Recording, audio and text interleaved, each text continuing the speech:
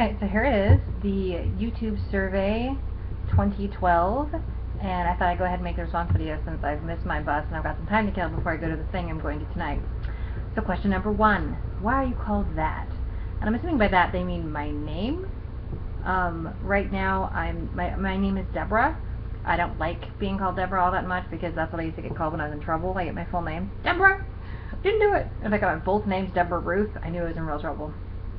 My last name, I actually am hoping to change because it's my previous and married name and I don't want to keep it. Tell us about your favorite, question number 2, tell us about your favorite school teacher. Oh gosh, I've had several that were just like freaking amazing. I had a science teacher in the 6th grade named Hudson, and he was, I think I kind of blame him for my abiding interest in science, although perhaps he just encouraged what was already there.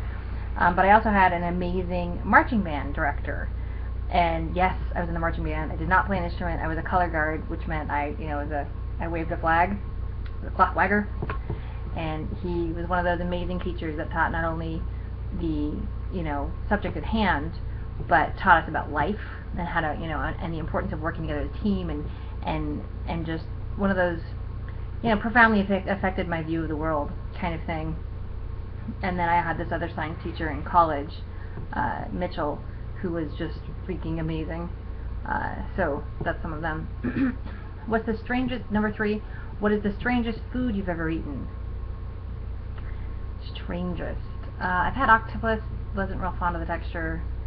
I think pickled herring was the oddest, especially because of the context. I was like 8 or 7 years old, I wasn't very old, and I went to a friend's house and they had food that I'd never seen, and one of them was pickled herring, and they actually had to challenge me to eat it because nobody else was interested in even trying it. And I'm like, I'll try it. I thought it was kind of nasty, but I tried it.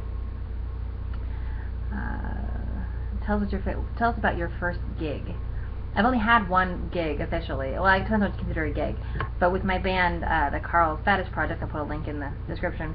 I've only actually had one gig, and it was a fundraiser for first gig you've been to? First gig you?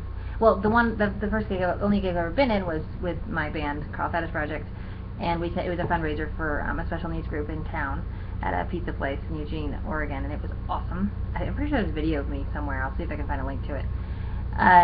But the first thing I ever went to, the first concert I went to, I'm pretty sure that was my big sister, when I went to LA, took me to the Universal Theater Amphitheater, and we went and saw a lady named Baja, who looks an awful lot like Lucy Lawless from Lucy Lawless from Xena, Warrior Princess, but Baja, and I only ever hear her in shopping malls, but I had a great time. It was a really fun concert.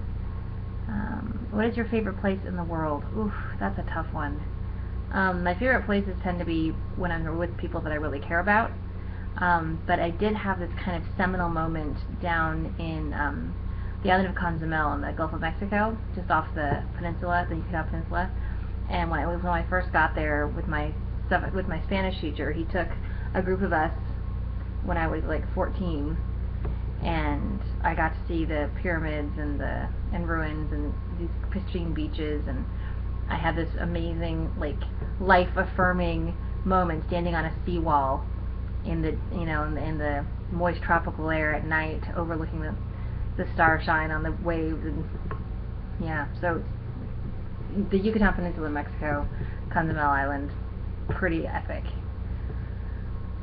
And number 6, who do you want to answer this survey next? I'd love to see Heart of TARDIS answer this, or RLD would be cool, but I don't think he's making YouTube videos anymore.